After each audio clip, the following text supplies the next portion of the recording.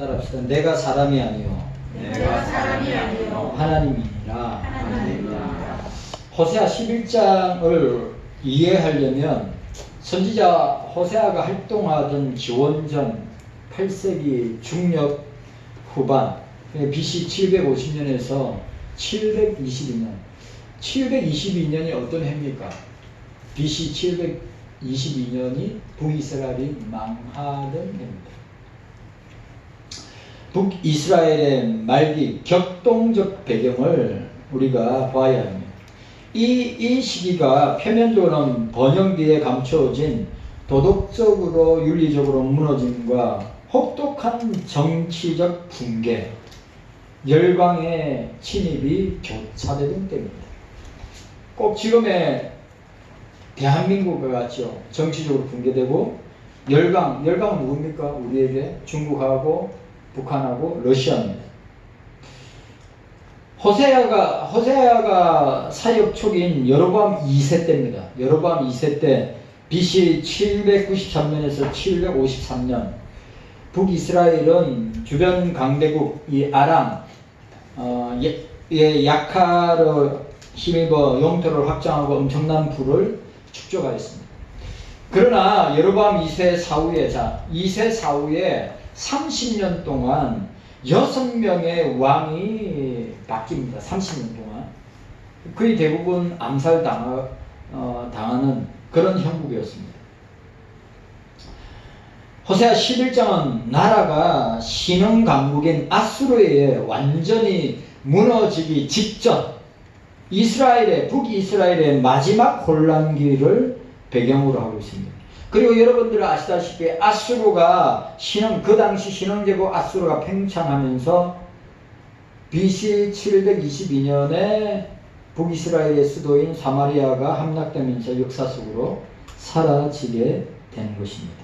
자, 오늘 호세아 11장 5절. 자, 호세아 11장 5절 함께 읽도록 하겠습니다. 시작. 저희가 애굽 땅으로 다시 가지 못하겠거늘 내가 돌아오기를 싫어하니 아수르 사람이 그 임금이 될 것이라고 경고는 바로 이 역사적 이 현실을 보여주고 있는 것입니다.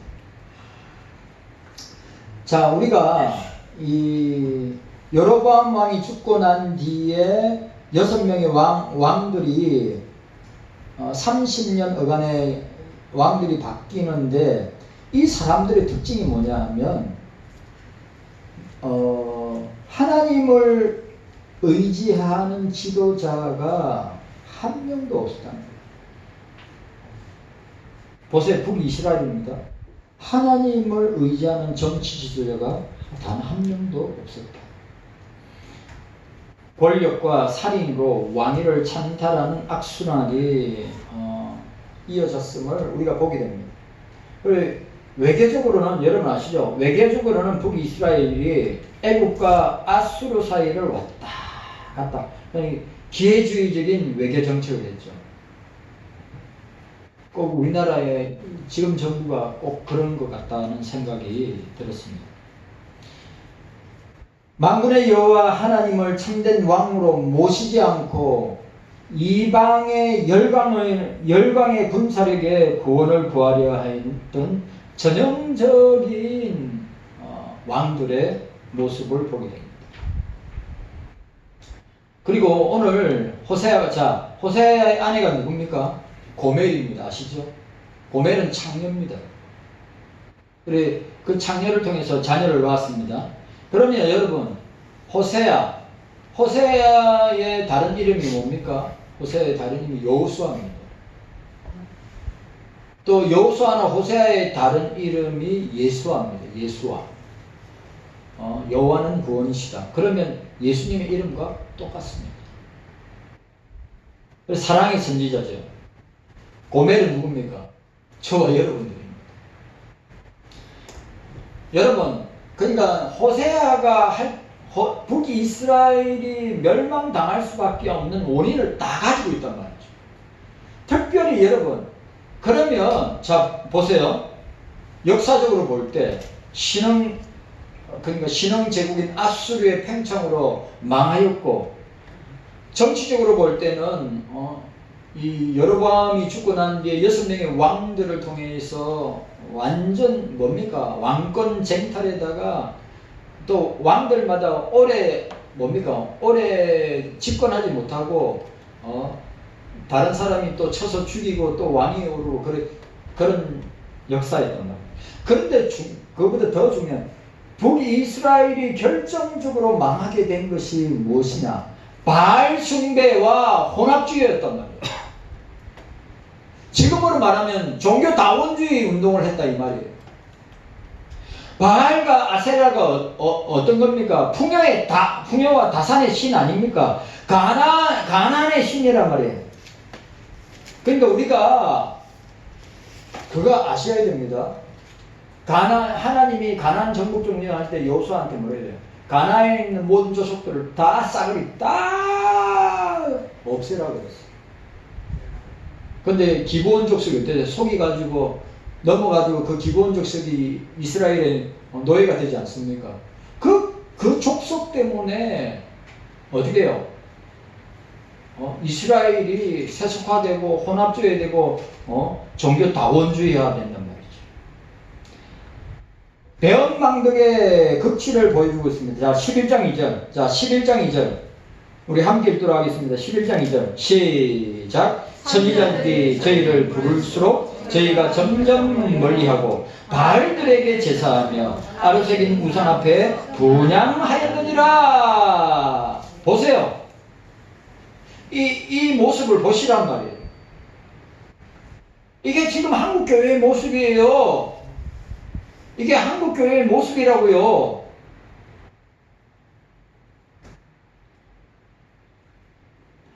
여러분들이 이런 말씀을 대할 때마다 뭘 생각해야 됩니까? 이 말씀은 나와 전혀 상관없고 나와 멀리 있는 말씀이라고 생각하면 안 되고 이 말씀은 나와 직접적인 관계가 있는 말씀이라고 생각해야 된단 말이에요. 그런데 이 말씀 속에서 북이스라엘이 멸망하게 된 결정적인 원인이 뭐 정치적인 문제냐, 뭐 다른 아니면 그 시대적인 문제 있느냐, 아니면 압수르 때문에 문제 있느냐, 그거 아니에요. 바알과 아세라를 우상을 숭배하는 혼합주의 종교 때문에. 백성들은 하나님이 주신 은혜와 곡식, 포도주를 바알이 준 선물로 착각했다 이 말이에요. 이 말은 뭡니까? 북이스라엘은 심각한 영적 가능과 배은망덕한 행위를 호세아가 선포하고 있습니다. 이게 지금 한국교회 현실입니다. 여러분 잘 보세요 제발. 한국교회를 잘 보시라고요.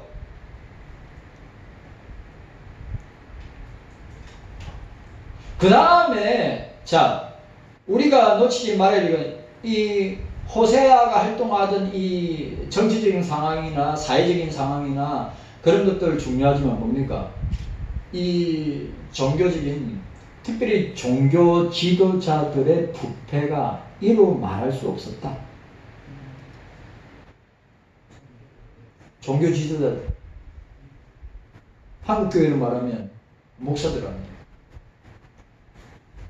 제사장 가문 거짓 선지자들은 율법을 가르치는 일을 버리고 백성들의 죄를 통해 자신들의 배를 채우는 데 급급했다. 그 유명한 단과 베델 사이의 금송아지 우상을 숭배하였다. 계속하였다. 여호와를 섬긴다 하면서 가나안의 음란한 종교의식을 행하는 혼합주의적인 종교 형태, 종교 다원주의적인 종교 형태가 크게 다릅니다. 그럼 한국교회는 대한민국이 이렇게 보세요. 대한민국이 이렇게 망국의 길로 가는 결정적인 원인은 어디 있습니까? 북이스라엘이 망하게 된 결정적인 원인은 정치 지도자들, 백성들, 아니요. 종교 지도자들과 하나님을 믿는다고 하는 백성들 때문이요.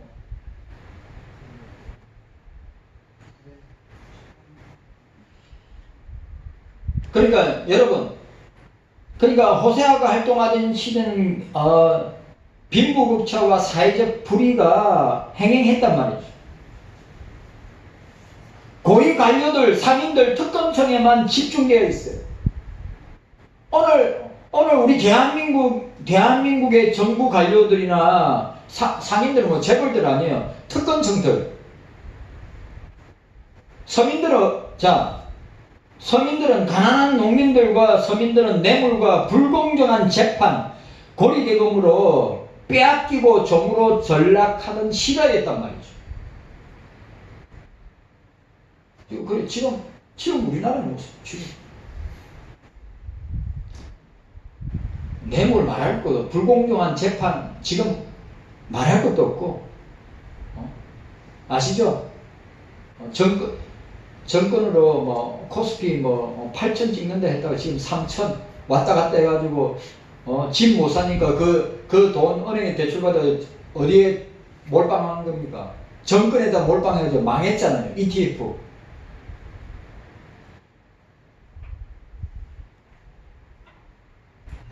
그러니까 이 호세아 시대 때의 북이스라엘은 망할 수밖에 없다. 도덕적으로 윤리적으로 부패한 건 이루 말할 수 없고, 종교적으로 타락한 건 이루 말할 수 없고, 고위직에 있는 우리가 말하는 고위 관료나 왕들도 말할 것도 없었다. 그런데 특별히 뭐요?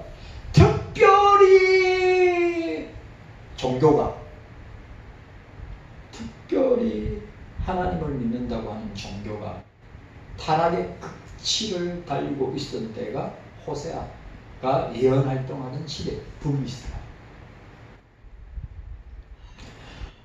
호세아 11장은 정치적 반역, 종교적 음란, 사회적 부패, 외교적 불신앙이 소돔과 고모라처럼 완전히 진멸당해 마땅한 시대의 모습을 보여주고 있다. 그럼에도 불구하고 하나님은, 자 11장에서 보세요. 8절, 자 1절, 우리 1절 말씀 함께 읽도록 하겠습니다. 1절 말씀, 자 1절 말씀 시작. 이스라엘이 어렸을 때 내가 사랑하여 내 아들을 애굽에서 불러내었거늘, 어릴 때 내가 너를 사랑하여 내 아들을 애굽에서 불러냈다고 그랬어. 자 8절에 보니까 뭐라고 되어 있어? 8절에 내가 어찌 너를 아도마와 같이 놓겠느냐. 애끓는 아버지의 마음, 하나님 아버지의 마음을 보게 됩니다. 인간의 연약함과 제약에도 불구하고 하나님의 사랑은 변덕스러운 사람의 사랑과 달리 신실하시기에 내가 사람이 아니요 하나님이니라. 오늘 저와 여러분들은 변덕이 죽을듯이 일어나는 것이 저와 여러분들. 그런데 여러분, 주님은 변하지 아니하신다. 주님은 변하지 아니하신다.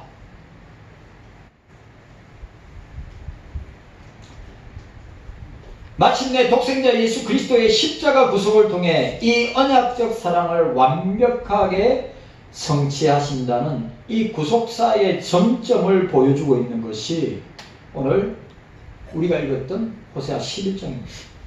자, 칼빈은 호세아 11장 주석을 다음과 같은 중요한 구속사적 통찰을 우리에게 말하고 있습니다.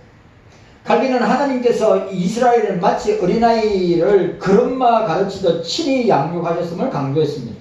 그럼에도 우상숭배로 돌아선 인간의 모습은 하나님 은혜에 대한 극심한 반역행위를 보여주고 있습니다.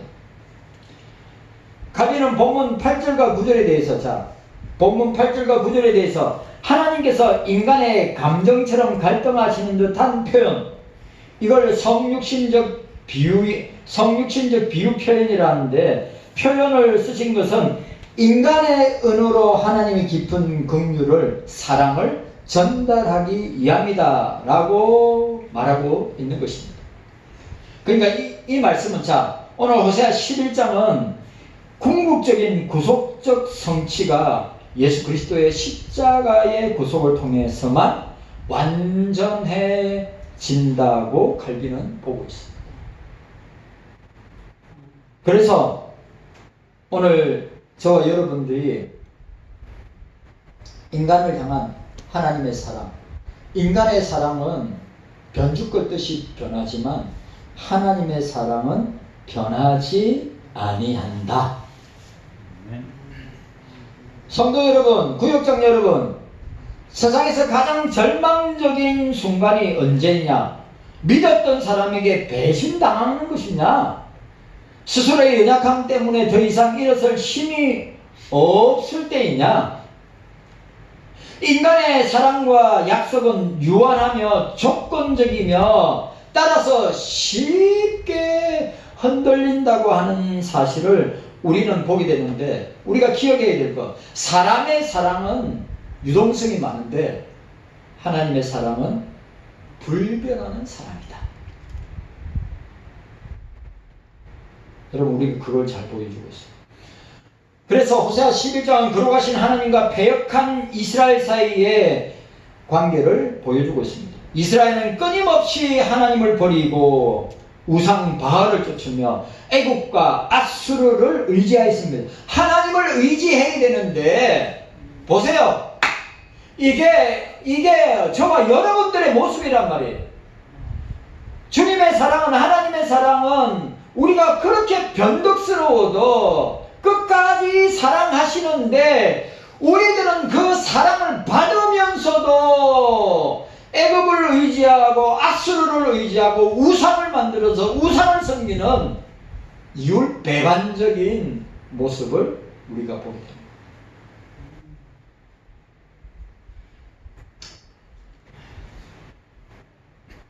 공의의 하나님이 소돔과 고모라를 멸망시키는 것처럼 북이스라엘을 당장 멸망시킬 수 있는데 오늘 본문에 내가 사람이 아니요 하나님입니다.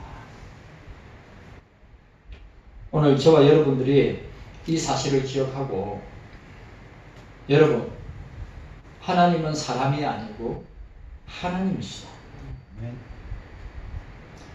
자, 우리가 첫 번째로 생각해야 될 것이 무엇이냐?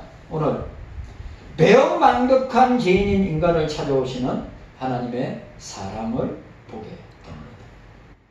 우리 1절에서 4절까지 내용입니다. 하나님께서 이스라엘의 과거를 추억하시면서 이스라엘이 어릴 때, 즉 힘없고 노예로 살던 시절에, 애굽의 노예로 살던 시절에 그들을 사랑하사 애굽에서 불러내었다고 했습니다.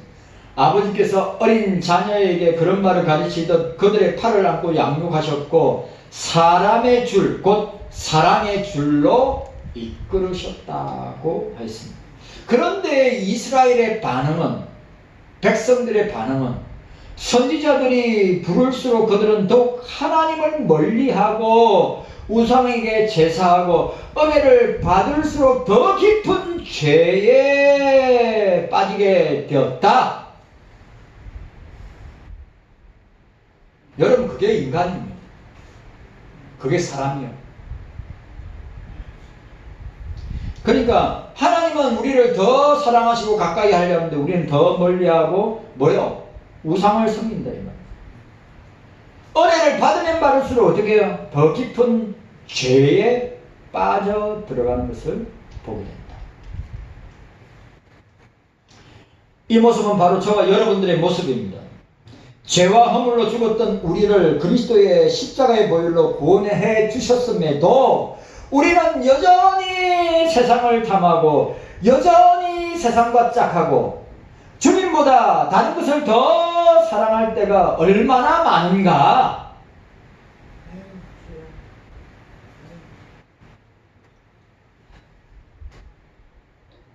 하나님은 배은망덕한 우리를 포기하지 않으시고 찾아오신다. 궁극적으로 누구를 통해서? 그 아들 예수 그리스도께서 십자가를 통해서 우리를 찾아오신다. 예표입니다. 예표. 여러분 우리가 기억해야 됩니다. 배은망덕한 죄인인 인간을 찾아오시는 하나님의 사랑. 내가 찾아가요? 내가 찾아가요? 찾아갈 능력이 있어요? 없어요. 여러분 늘 기억해야 됩니다. 죄로 타락한 인생에게 누가 찾아오셨나? 주님이 먼저 찾아오셨어요. 하나님이 먼저 찾아오셨어요. 범죄한 아담에게 주님이 먼저 찾아가셨어요. 우리가 이 사실을 늘 기억해야 됩니다. 우리를 보면 돼요. 나를 보면 된단 말이에요. 나를 통해서 주님의 사랑이, 오늘 이 아가페의 사랑이 호세아의 모형이 뭡니까? 예수님입니다. 예수님. 호세아는 뭐예요? 자기 아내 고멜, 창녀인 고멜을 어떻게 해요? 호세아는 사랑합니다. 그 고멜을 통하여서 자식을 놓습니다. 그 하나님의 사랑이 누구에게 나타났어요? 저와 여러분에게 나타났어요. 고멜 같은 저와 여러분. 호세아는 하나님을 예표합니다. 모형입니다. 예수 그리스도의 모형이 호세아. 그렇게 가늠하고 창녀의 삶을 살았던 우리를 끝까지 사랑하신다.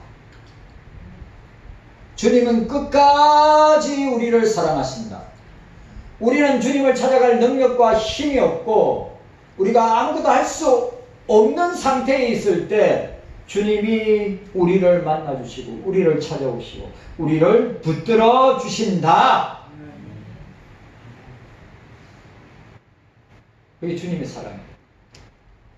자, 두 번째로 하나님의 사랑의 긍휼로 인간의 죄를 덮으시는 하나님의 불붙는 마음을 보게 됩니다. 불붙는 마음을 보게 됩니다. 5절에서 9절. 하나님을 버린 북이스라엘에게 남은 것은 앗수르의 칼과 심판이었습니다. 여러분 인내하고 주님은 기다리시고 인내하시고 인내하십니다.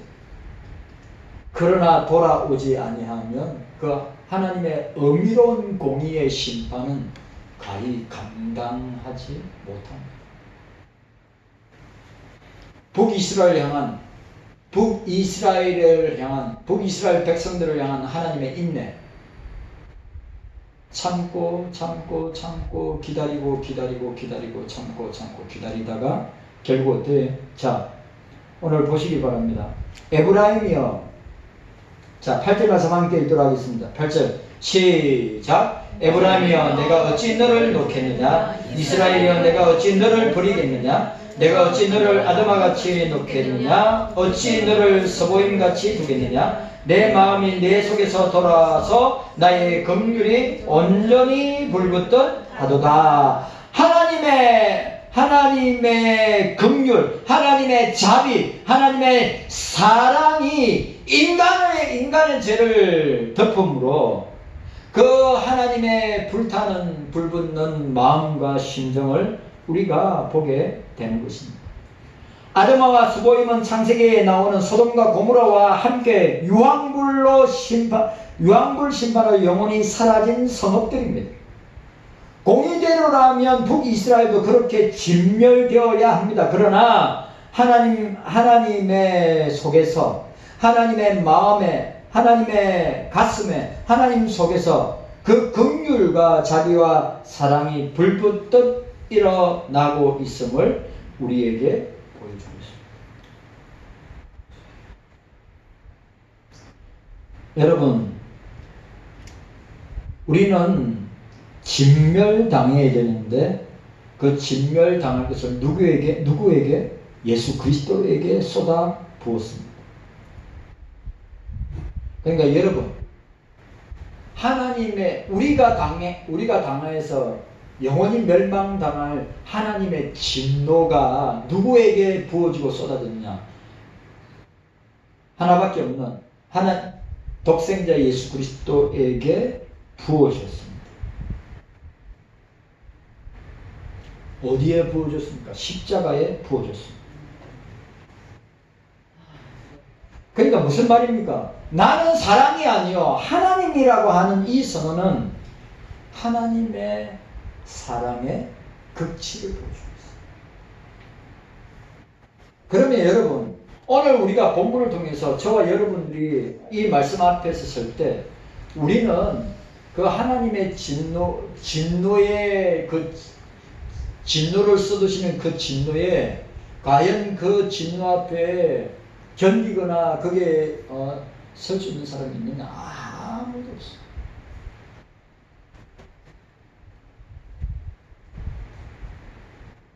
여러분, 우리가 잊지 말아야 될 것, 우리가 그 진노를 받아서 영원히 멸망을 당할 죄인인데 하나밖에 없는 독생자 예수 그리스도를 통하여서 주님께서 우리 대신 그 진노를 받으시고 우리를 구원해 주신 그 사랑, 아버지의 사랑, 그 사랑의 극치, 바로 십자가라고 하는 사실을 우리가 잊지 말고 불붙는, 보세요. 오늘 사랑으로 우리 찾아오셨고 또 뭐요? 우리 죄를 하나님의 사랑과 긍휼과 자비로 우리 죄를 덮으시는 그 불붙는 불타는 주님의 마음을, 하나님의 마음을 우리가 보게 된다고 하는 사실. 그래서 기다리는 거예요. 그래서 지금도 참고 인내하고 기다리는 그 사랑 때문에, 그 불붙는 하나님 아버지의 마음 때문에. 깨닫는 은혜가 저와 여러분들에게 있기를 주의 이름으로 축복합니다. 세 번째로, 언약대로 백성을 회복시키는, 하나님의 약속의 언약대로 그 백성을 회복시키시는 하나님의 신실하심을 보게 됩니다. 9절에 하나님은 내가 사람이 아니요 하나님이라고 선언하셨습니다. 사람은 감정에 따라 막 뒤죽박죽 바뀌지 않습니까? 그런데 하나님의 사랑은 성품과 언약에 근거함으로 결코 우리를 향한 사랑이 변하거나 취소되지 아니합니다. 자, 10절 이유를 보면 여호와께서 사자처럼 소리를 내실 때 자손들이 서쪽과 애국과 아수르에서 떨며 돌아올 것이라고 약속하였습니다. 그들을 다시 자기 집에 머물게 하실 것이라고 말씀하고 있습니다. 자, 이 회복의 약속은 예수 그리스도의 복음이 온 세상에 선포될 때 열방의 택한 백성들이 사자의 음성 되시는 그리스도의 복음을 듣고 회개하고 주님의 나라로 돌아올 것을 우리에게 보여주고 있습니다. 우리의 구원은 저와 여러분들의 신실함에 있지 않고 변함없으신 하나님의 언약의 약속의 말씀에 달려 있다 라고 하는 사실. 자, 우리가 호세아 11장을 통해서 우리가 기억해야 될 것은 무엇이냐? 죄 가운데 있는 우리를 사랑으로 찾아오신다. 그리고 우리의 죄를 당신의 사랑과 긍휼과 자비로 덮어주시는데 그 죄인들을 향한 하나님의 불붙는 마음을 우리가 보게 된다.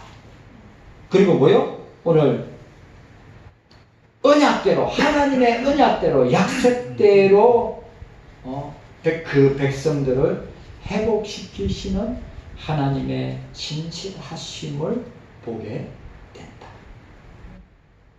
그래서 여러분, 오늘 구역장님들과 성도 여러분들에게 오늘 하나님께서는 호세아 선지자를 통해서 우리에게 이렇게 말씀하십니다. 내 삶에 하나님의 사랑의 주를 기억해라. 하나님의 불붙는 사랑과 긍휼과 자비를 의지하라.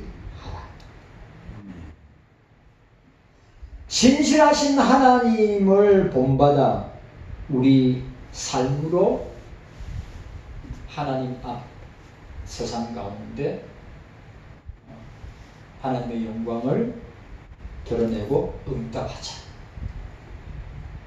오늘 우리 경석교회 성도 여러분들이 기억해야 됩니다. 하나님은 사랑이 아닙니다. 그래서 시건하지 않습니다. 실수하지 않습니다. 왜냐? 하나님은 하나님이시기 때문입니다. 그래 오늘 우리가 11장 전체를 통하여서 호세아 전체를 통하여서 볼 때 북이스라엘은 망할 수밖에 없는 조건들만 다 가지고 있었다. 그런데 중요한 것은 호세아를 통해서 인내하고 참고 기다리고 돌아오기를 보여주시는 하나님의 사랑을 보게 됩니다. 우리가 놓치지 말아야 될 것. 그런데 그 하나님의 사랑을 저버리고 떠나면 망한다. 북이스라엘은 결국 망했다고 하는 사실을 기억하셔야 됩니다. 그 현상이 남유다에 일어났을 때 남유다도 망했습니다. 근데 그 현상이 우리 대한민국과 한국교회의 말씀을 통해서 우리가 보고 그 말씀을 통해서 나타나는 현상을 보면서 대한민국도 한국교회도 망할 수 있겠다. 그럼 누구라도 외쳐야죠. 회개하고 주께로 돌아오라. 회개하고 하나님께로 돌아오라. 네. 돌아오지 아니한 결과는 북이스라엘도 남유다도 망했습니다. 하나님이 참고 인내하고 끊임없이 기다리셨습니다. 돌아오지 않는 결과의 책임은 누구에게 있습니까? 하나님께 있습니까? 무슨 말합니까? 회개하고 돌이키지 아니한 강팍한 죄인들에게 있는 것입니다. 우리가 이 사실을 기억하고 하나님의 사랑, 우리를 향한 불붙는 마음, 그리고 그 말씀에 약속의 언약에 신실하셔가지고 회복시키시는 주님을 우리가 믿고 따라가는 저와 여러분들 되시기를 주의 이름으로 축원합니다. 네. 주님 감사합니다. 깨닫는